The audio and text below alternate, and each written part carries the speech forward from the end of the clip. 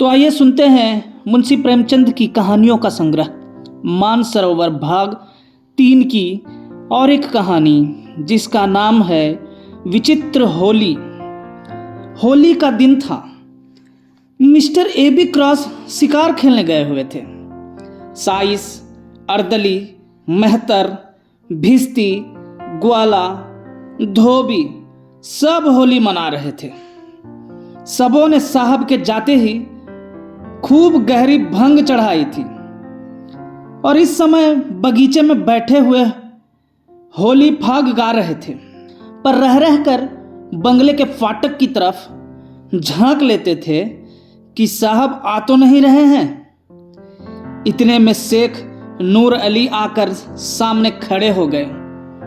साइस ने पूछा, कहो खान सामा जी, साहब कब आएंगे? नूर अली बोला, उसका जब जी चाहे आए, मेरा आज इस्तीफा है, अब इसकी नौकरी ना करूंगा। अर्दली ने कहा, ऐसी नौकरी फिर ना पाओगे, 4 पैसे ऊपर की आमदनी है, नाहक छोड़ते हो। नूर अली, अजी लानत भेजो, अब मुझसे गुलामी न होगी। यह हमें जूतों से ठुकराए और हम इनकी गुलामी करें। आज यहां से डेरा कूच है, आओ तुम लोगों की दावत करूं। चले आओ, कमरे में आराम से मेज पर डट जाओ। वह बोतलें पिलाऊं कि जिगर ठंडा हो जाए। साइस, और जो कहीं साहब आ जाएं? नूर अली, वह अभी नहीं आने का, चले आओ। साहबों के नौकर प्रायः शराबी होते हैं। जिस दिन से साहब के यहाँ गुलामी लिखाई, उसी दिन से यह बला उनके सिर पड़ जाती है।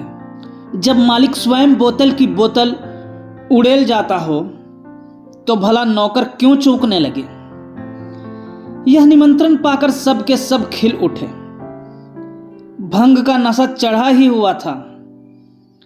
ढोल मंजीरे छोड़ छाड़ कर नूर अली के साथ चले और साहब के खाने के कमरे में कुर्सियों पर आ बैठे। नूर अली ने विस्की की बोतल खोलकर ग्लास भरे और चारों ने चढ़ाना शुरू कर दिया।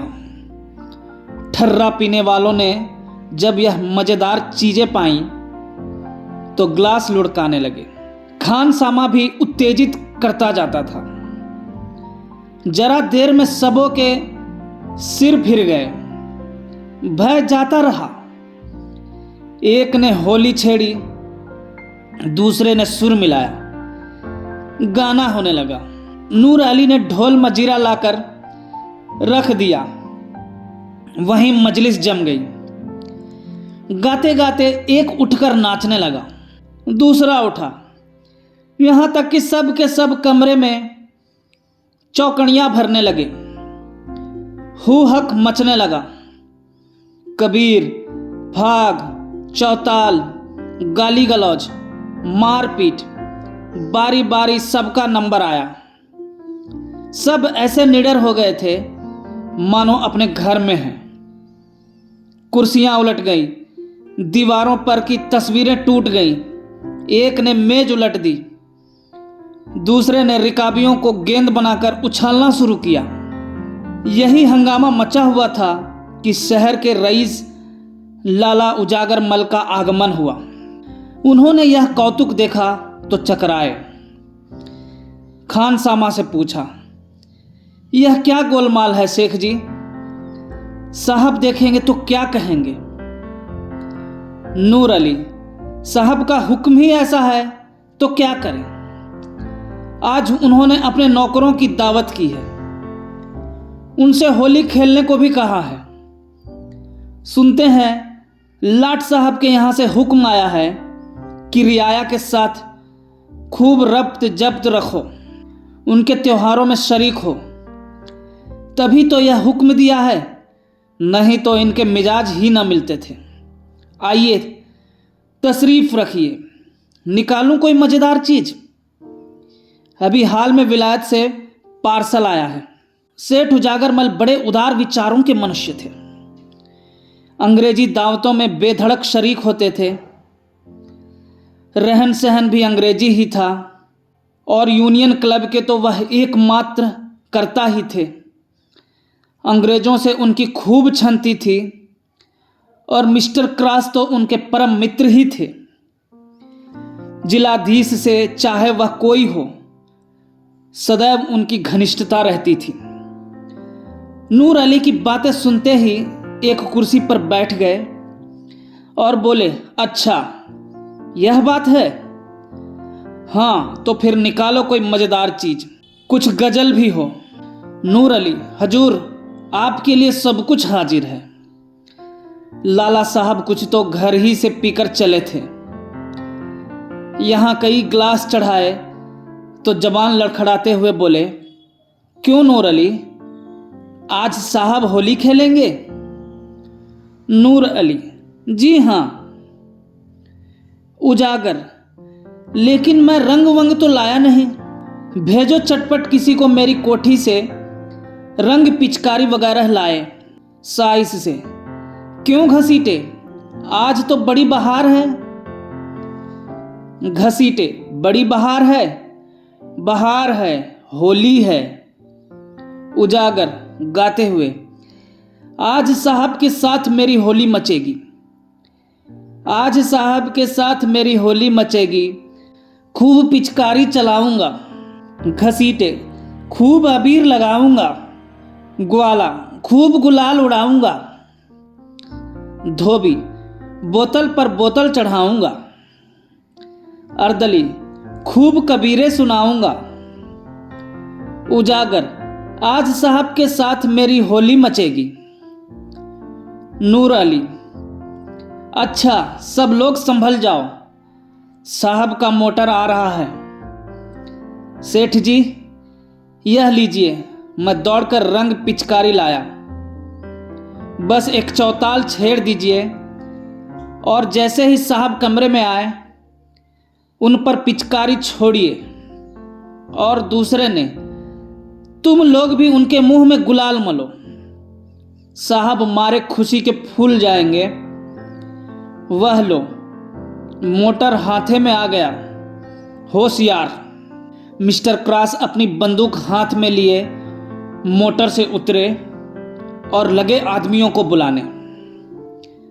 पर वहां तो जोरों से चौताल हो रहा था। सुनता कौन है? चकराए, यह मामला क्या है? क्या सब मेरे बंगले में गा रहे हैं? क्रोध से भरे हुए बंगले में दाखिल हुए तो डाइनिंग रूम, भोजन करने के कमरे में से गाने की आवाज आ रही थी। अब क्या था? जामे से बाहर हो गए। चेहरा विकृत हो गया। हंटर उतार लिया और डाइनिंग रूम की ओर चले।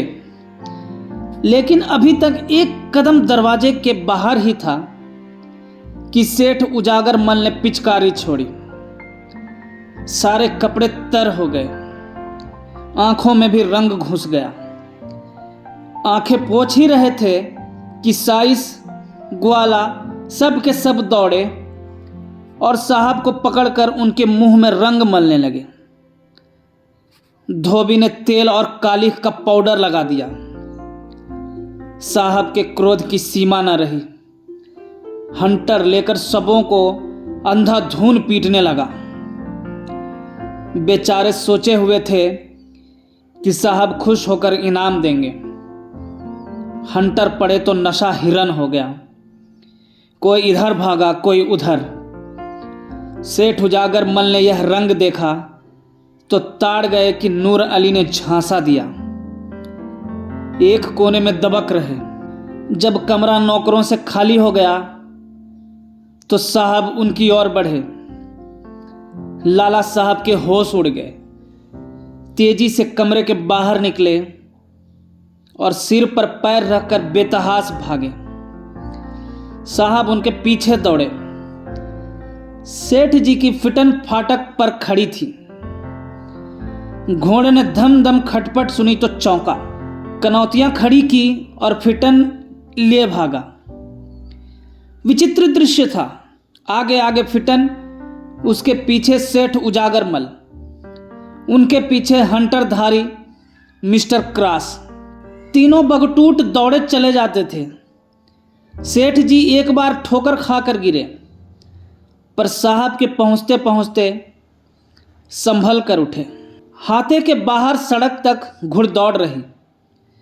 अंत में साहब रुक गए, मुंह में कालिख लगाए।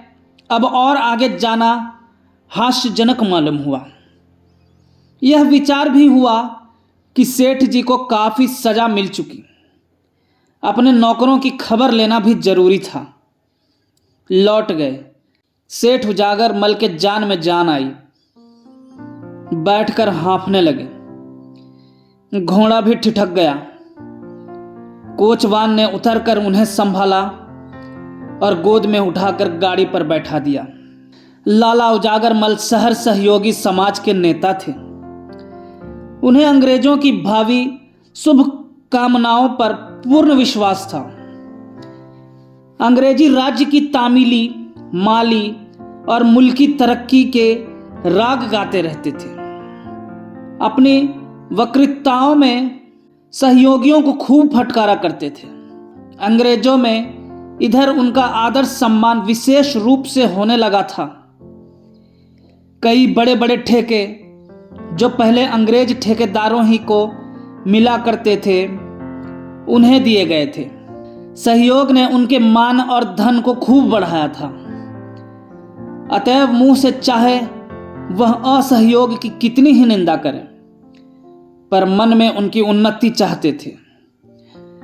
उन्हें यकीन था कि असहयोग एक हवा है, जब तक चलती रहे उसमें अपने गीले कपड़े सुखा लें। वह असहयोगियों के कृत्यों का खूब बढ़ा बढ़ाकर बयां किया करते थे और अधिकारियों के कृत्यों को इन गढ़ी हुई बातों पर विश्वास करते देखकर दिल में उन पर खूब हंसते थे।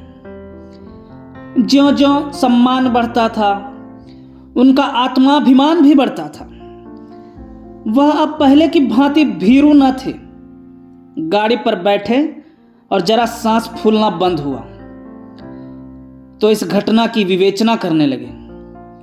अवश्य नूर अली ने मुझे धोखा दिया, उसकी असहयोगियों से भी मिली भगत है। यह लोग होली नहीं खेलते तो इनका इतना क्रोधोन्मत्त होना इसके सिवाय और क्या बतलाता है कि हमें यह लोग कुत्तों से बेहतर नहीं समझते। इनको अपने प्रभुत्व का कितना घमंड है। यह मेरे पीछे हंटर लेकर दौड़े। अब विदित हुआ कि यह जो मेरा थोड़ा बहुत सम्मान करते थे वह केवल धोखा था। मन में यह हमें अब नीच और कमीना समझते हैं। लाल रंग कोई बान नहीं था। हम बड़े दिनों में गिरजे जाते हैं, इन्हें डालियां देते हैं। वह हमारा त्योहार नहीं है, पर यह जरा सा रंग छेड़ देने पर इतना बिगड़ उठा। हाँ, इतना अपमान। मुझे उसके सामने ताल ठोक कर खड़ा हो जाना चाहिए था। भागना कायरता थी, इसी से यह सब शेर हो जाते हैं। कोई संदेह नहीं कि यह सब हमें मिलाकर असहयोगियों को दबाना चाहते हैं। इनकी यह विनयशीलता और सज्जनता केवल अपना मतलब गांठने के लिए है। इनकी निरंकुशता, इतना गर्व वही है, जरा भी अंतर नहीं। सेठ जी के हृदगत भावों ने उग्र रूप धारण किया। मेरी यह अधोगति अपने अपमान की याद रह रहकर उनके चित्त को विह्वल कर रही थी। यह मेरे सहयोग का फल है। मैं इसी योग्य हूं। मैं उनकी सहोदारपूर्ण बातें सुन सुन फूला ना समाता था। मेरी मंद बुद्धि को इतना भी न सूझता था कि स्वाधीन और पराधीन में कोई मेल नहीं हो सकता। मैं असहयोगियों की उदासीनता पर हंसता था। अब मालूम हुआ कि वे हास्यास्पद नहीं है। मैं स्वयं निंदनीय हूं। वह अपने घर ना जाकर सीधे कांग्रेस कमेटी के कार्यालय की ओर लपके। वहां पहुंचे तो एक विराट सभा देखी। कमेटी ने शहर में छूत अछूत, छोटे बड़े सबको होली का आनंद मनाने के लिए निमंत्रित किया। हिंदू मुसलमान साथ साथ बैठे हुए प्रेम से होली खेल रहे थे। फल भोज का भी प्रबंध किया गया था। इस समय व्याख्यान हो रहा था। सेठ जी गाड़ी से तो उतरे, पर सभा स्थल में जाते संकोच होता था। ठिठकते हुए धीरे से जाकर एक ओर खड़े हो गए। उन्हें देखकर लोग चौंक पड़े। सब के सब विस्मित होकर उनकी ओर ताकने लगे। यह खुशामदियों के आचार्य आज यहां कैसे भूल पड़े? इन्हें तो किसी सहयोगी सभा में राजभक्ति का प्रस्ताव पास करना चाहिए था। शायद भेद लेने आए हैं कि ये लोग क्या कर रहे हैं। उन्हें चिढ़ाने के लिए लोगों ने कहा, कांग्रेस की जय। उजागर मल ने उच्च स्वर से कहा, असहयोग की जय। फिर ध्वनि हुई, खुशामदियों की क्षय। सेठ जी ने उच्च स्वर से कहा, जी हुजूरों की क्षय। यह कहकर वह समस्त उपस्थित जनों को विस्मय में डालते हुए मंच पर जा पहुंचे और गंभीर भाव से बोले, सज्जनों, मित्रों, मैंने अब तक आपसे असहयोग किया था, उसे क्षमा कीजिए। सच्चे दिल से आपसे क्षमा मांगता हूं। मुझे घर का भेदी जासूस या विभीषण ना समझिए। आज मेरी आंखों के सामने से पर्दा हट गया। आज इस पवित्र प्रेममयी होली के दिन मैं आपसे प्रेमालिंगन करने आया हूं। अपनी विशाल उदारता का आचरण कीजिए। आपसे द्रोह करने का आज मुझे दंड मिल गया। जिलाधीश ने आज मेरा घोर अपमान किया है। मैं वहां से हंटरों की मार खाकर आपकी शरण आया हूं। मैं देश का द्रोही था, जाति का शत्रु था। मैंने अपने स्वार्थ के वश, अपने अविश्वास के वश देश का बड़ा अहित किया, खूब कांटे बोए। उनका स्मरण करके ऐसा जी चाहता है कि हृदय के टुकड़े टुकड़े कर दूं। एक आवाज, हां अवश्य कर दीजिए। आपसे ना बने तो मैं तैयार हूं। प्रधान की आवाज, यह कटु वाक्यों का अवसर नहीं है। नहीं, आपको यह कष्ट उठाने की जरूरत नहीं। मैं स्वयं यह काम भली भांति कर सकता हूं, पर अभी मुझे बहुत कुछ प्रायश्चित करना है। जाने कितने पापों की पूर्ति करनी है। आशा करता हूं कि जीवन के बचे हुए दिन इसी प्रायश्चित करने में, यहीं मुंह की कालिमा धोने में काटूं। आपसे केवल इतनी ही प्रार्थना है कि मुझे आत्म सुधार का अवसर दीजिए। मुझ पर विश्वास कीजिए और मुझे अपना दीन सेवक समझिए।